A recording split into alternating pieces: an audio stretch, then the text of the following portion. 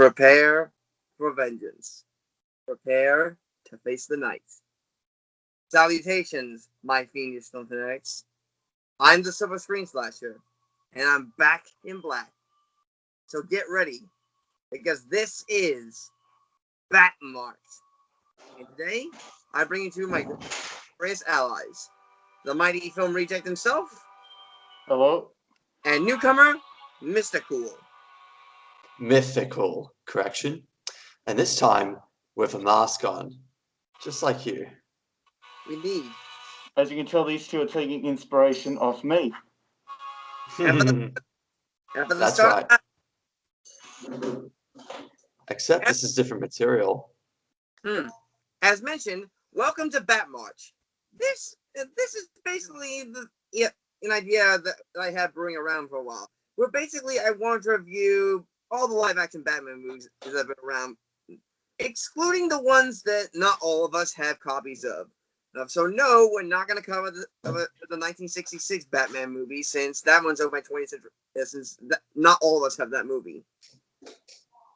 Instead, we're going to start off by taking a look at Tim Burton's Batman, released in 1989.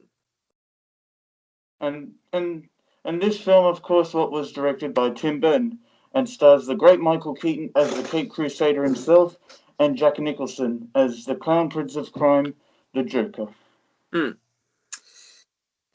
obviously, it's well known that Batman has been interpreted in many different times throughout his 80 plus years he's been around. So obviously, this is not going to be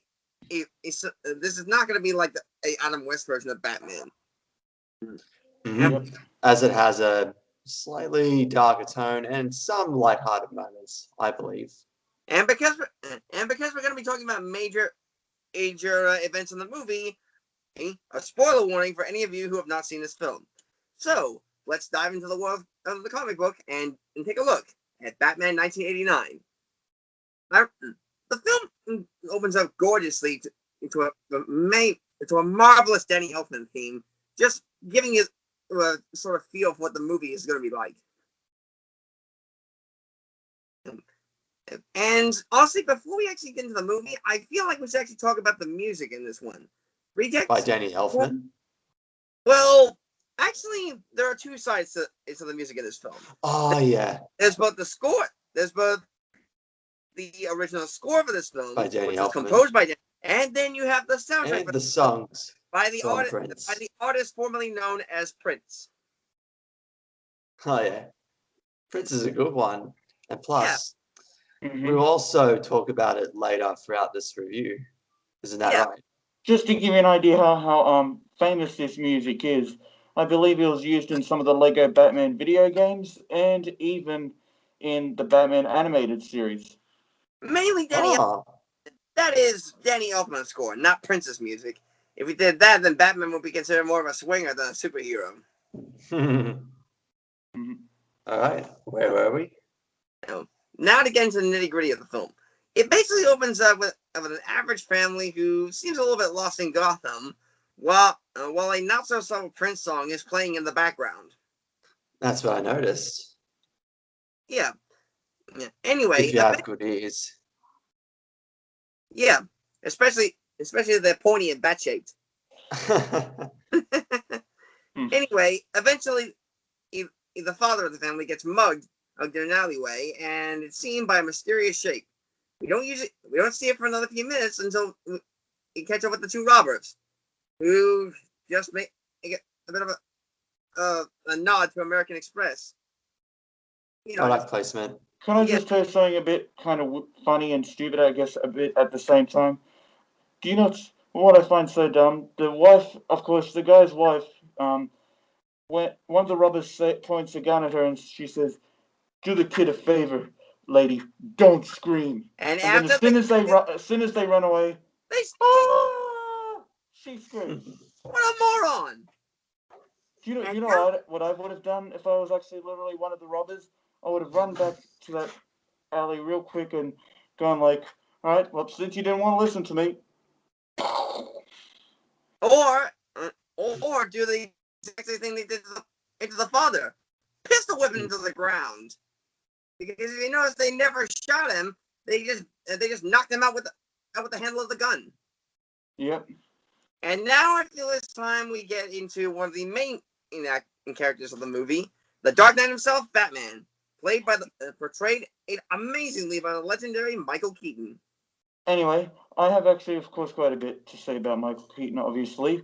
Go ahead. What's so great about him as Batman is that he's a very, of course, dark and mysterious character. In the film, unlike at least other Batmans like Ben Affleck's Batman or Christian Bale, he doesn't really say much, actually. So his script must have been pretty easy, obviously.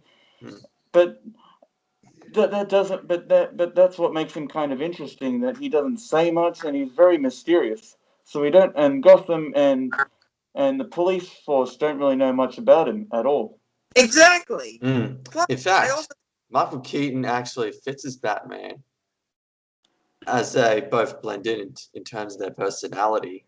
To be more accurate, he's both a good Batman and a good Bruce Wayne. I feel like he actually interprets both of these characters well. Because with most of the future actors that would play a Batman, they do a good Batman, but not a good Bruce Wayne. Keaton does good with both identities. Speaking of Bruce Wayne, what's also so great about him as Bruce Wayne is, for example, his very dark past, which is obviously, if we all read many versions of his origin from the comic books, the death of his parents. What's so great about this Bruce Wayne is he really does try his best to hide his pain and his emotions inside. He really doesn't show any of it. But deep down inside, of course, he still loves his parents and misses them every day. Exactly. But he really does try and hide his emotions and his secret really well. Yeah, not to mention he's actually done so well at hiding this that that he's not usually the kind of person that actually goes out of his house. For example, it's seen afterwards. We're shown on a charity ball for upcoming district attorney Harvey Dent, played by Billy D. Williams, who 2 movies later will be recast by Tommy Lee Jones in Batman, a casting role that I feel still disappointed to this day. Yeah. But hey, eventually he returns to the role of Two-Face in the Lego Batman movie, so I guess that's a win. Yeah. But of course, we're also introduced to one of the only secondary characters who shows up in all 4 movies in the Batman anthology, Commissioner Gordon, played by Pat. And honestly, I kind of feel like this is a good version of Commissioner Gordon.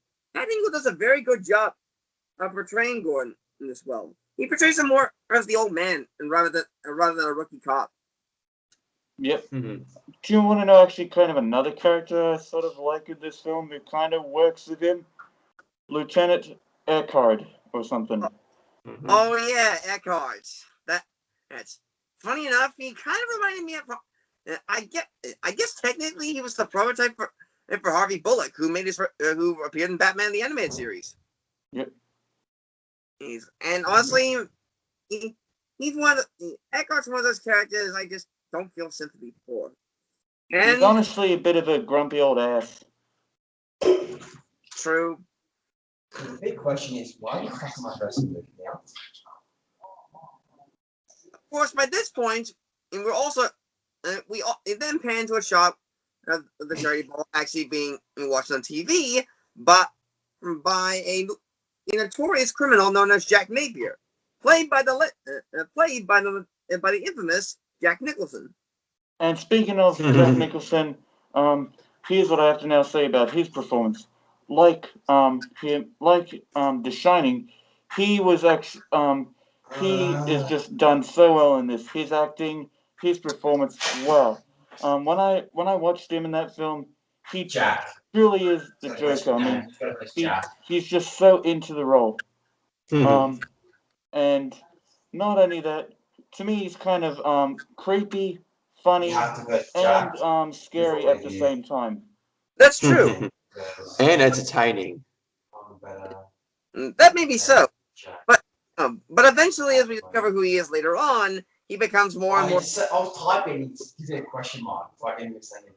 There we go. And then we, You have to verse then we, Jack. we then we cut to a special little event Surely, bro. to a charity event after, where we're then introduced to another one, and to one of the main, Vicky Vale, played by Kim Basinger. And honestly, I feel that Basinger is an okay actress, but she's not really my cup of tea in this film. Not only that, the other reason why I don't really, no offense to this actress and all, I still think, she's a lovely-looking woman, but here's the thing. She's just, all she really does in the film is literally scream. And she's just hoping to be rescued. That's pretty much it. I'm like... Time out. Mysticool, you've got a bit of feedback background. Yeah, I know. My brother wouldn't shut up. He's a bit loud. I can see that. Continue on. I will configure the settings. Now he can verse me. I'll let him win, and then Very well. go versus the next, let him win. Eventually, And then we'll let him keep on winning until he got to Messina, and then Messina destroy him. we're also other secondary characters. Mainly Alex Cox, played by Rob Cole, and one of the only other characters that appears in all 4 Batman anthology films, Alfred Pennyworth, played by Michael Gow. One thing about Knox is, yes, he's a journalist, and I heard originally that in the film he was supposed to die in the film, but his death scene didn't make the final cut. Yeah, but here's the thing. Apparently, test audiences liked Knox so much that the studio actually cut the scene where he died, just so he could live.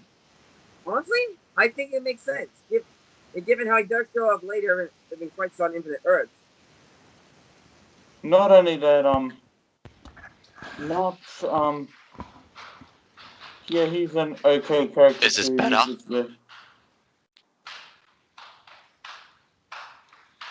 Is this better? I guess.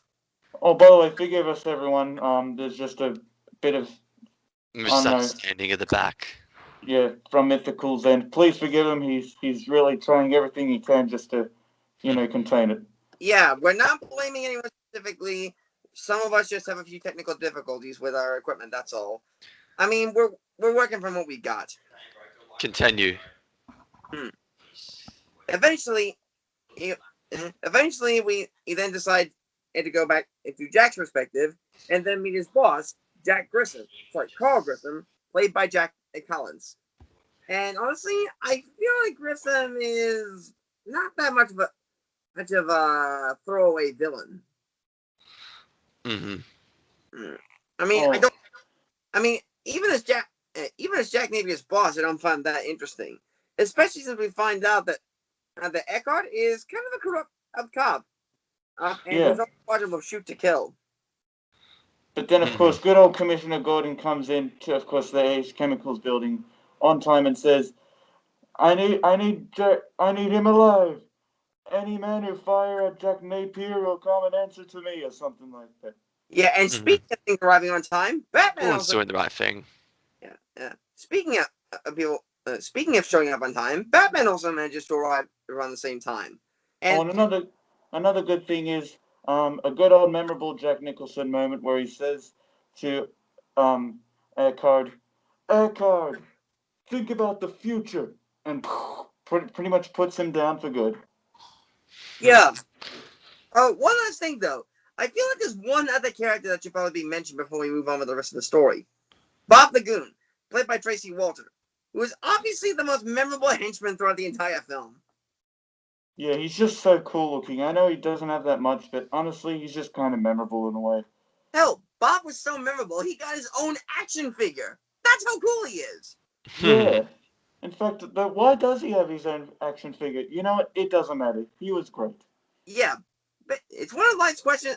It's one of life's great mysteries that nobody can answer. Eventually, after a scuffle with the Batman, Napier accidentally gets shot with his own bullets and falls over the banister into a vat of chemicals below. Eventually, we see him climb out of the toxic sludge, and and head over to a plastic surgeon. And eventually, we see him reappear once again in Carl Grissom's office. And he is reborn. Jack is dead, my friends. For the rest of the film, he's now the Joker. And he delivers one of his most iconic lines. Now he has is a new dead, my friend. personality. Exactly. Well, You psychotic. can call me Joker. And as you can see, I'm a lot happy. I like that quote. As you can see, I'm a lot happy. Well, a lot happier. We're all a lot happier, to be honest. Yeah. Hmm. If we move on. Yeah. Eventually, after a brutal crime spree of murder and mayhem across Gotham, eventually it comes down to a final showdown between Batman and the Joker. And what is our final battle begin with? It's a Joker throwing an anniversary bash for Gotham's 200th anniversary, complete with floats and balloons, and even back to another Prince song. And then it all comes to a climax in Gotham Cathedral, which honestly is a pretty good setting for a final battle between Batman and the Joker. Yeah, I agree. I don't know how the church is still a bit weak. There could be explanation if you can tell me, but yeah, honestly, still a great sequence even for a movie that's rated PG. Yeah, honestly though, there are. I'm pretty sure there is a bit of structural integrity that is a little bit weak, but other than that, I think that the church is just fine. I mean, it's still around after all this time. Eventually, Joker, Batman, and Vicky Vale are all hanging on for dear life. If Joker deciding to go in his helicopter to call an early retirement, but Batman's not going to let him slip away that easily. He grabs his grappling hook and hooks his leg onto a nearby gargoyle. And believe it or not, technically speaking, Batman actually kills the Joker in this movie. Yeah. Which is the one rule he swore not to do. And that is not to kill any criminals whatsoever. And he did it. Yeah, but here's the thing. Here's the thing about Batman's rule about him never killing. Like I mentioned earlier, there are various forms of the Dark Knight. And honestly, I can see Adam West's version of Batman not killing. I can see Christian Bale's version of Batman not killing. I would definitely see Affleck's version of Batman kill people. And Keaton's Batman, I would definitely see him kill people. So yeah, he lets the Joker drop to his own death. And eventually the movie ends up, and the movie finishes up with a happy ending. And it also ends with seeing the Joker's dead body and hearing a little laughing echo going on, if you know him. Yeah, but it just turns out to be one last joke. I can party to that. Yeah. Not to mention, the movie also ends with the creation of the bat signal as a way for a beacon to be given to Batman whenever he is needed. And is known to be a vigilante to the entire city of Gotham. And also, just to maybe actually explain a bit of Joker's master plan a bit more. Oh, yeah. A bit of it was to sell deadly products all over Gotham, and that's how he killed so many people.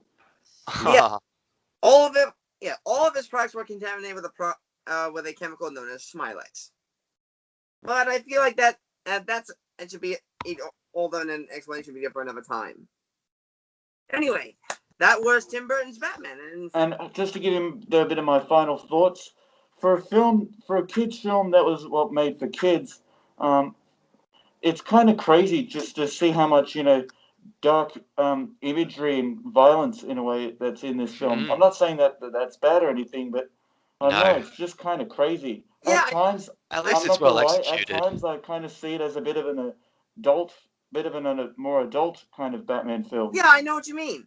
I mean, going from something as goofy as this to something dark and brooding like this, it does give you tonal whiplash. But all in all, Batman '89 is one of my favorite comic book movies. And for me, it comes in at 10 out of 10. Me too. For me, it comes in for 10 out of 10. And honestly, I think this is a film worth checking out over and over again, as many times as you want. I agree with both of your scores. The soundtrack, the story, the charismatic scenes, the soundtrack, and score. What else I love about it is, of course, Batman and the Joker, and of course Keaton and Nicholson's performance as them, and the sets, the environments, and just the absolute, comic book story. It's just good old, comic book sort of storyline. One last fun fact before we wrap up. I did actually do a little bit of online research for Jack Nicholson and how Nicholson got interested in being the Joker, and turns out he actually got paid $90 million. $90 million? Yeah, Wow, he's lucky. Well, geez. yeah, which honestly means he was he had a more expensive role than Michael Keaton in that movie. Oh, I guess great. in a way the Joker did have the last laugh. Here's my final score. I think it's a tiny bit of cons. I completely forgot what that is, but still, 9. 9 out of 10. I respect that. It's close enough. I respect that too. I But respect a it's still a lot of good people. score. Next time on Bat March, we see a three-way face-off between the bat, the cat, and the bird in Batman Returns. But until then, we'll see you later, kiddies. And see you soon, my friends. All right, dos vidania.